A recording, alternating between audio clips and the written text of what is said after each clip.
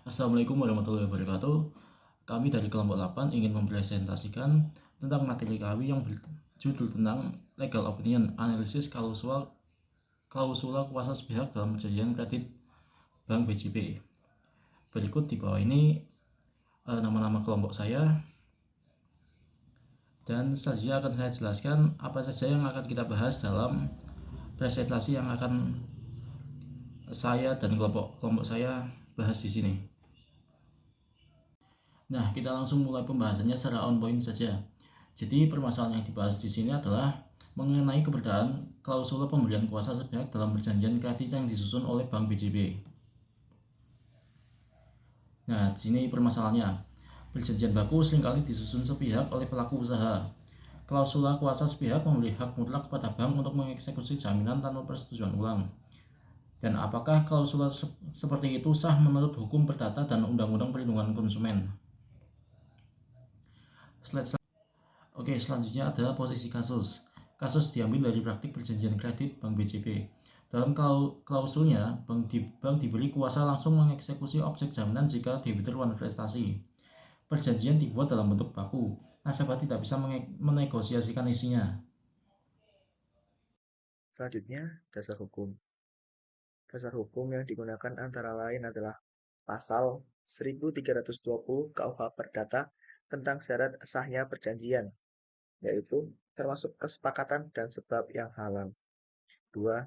Pasal 18 ayat 1 huruf D UU PK yang melarang klausula yang memberi kuasa sepihak kepada pelaku usaha. Ketiga, Pasal 18 ayat 3 UU PK menyatakan klausula yang bertentangan dengan UU PK adalah batal demi hukum. Di dalam setiap perjanjian harus diperkuat dengan asas kesetaraan, etikat baik, dan keadilan kontraktual. Selanjutnya, analisis hukum. Klausula kuasa sepihak dianggap melanggar asas etikat baik karena hanya menguntungkan pihak bank. Nasabah tidak diberi ruang untuk menolak atau menegosiasikan. Ini menciptakan ketimpangan posisi hukum dan bertentangan dengan UPK serta prinsip perlindungan konsumen. Maka, klausula ini tidak sah dan tidak terikat secara. Kesimpulannya yaitu yang pertama, klausula tersebut termasuk perjanjian baku yang dilarang. Yang kedua, menyimpang dari prinsip kesetaraan dan perlindungan konsumen. Yang ketiga, dinyatakan batal demi hukum. Kemudian ada rekomendasi.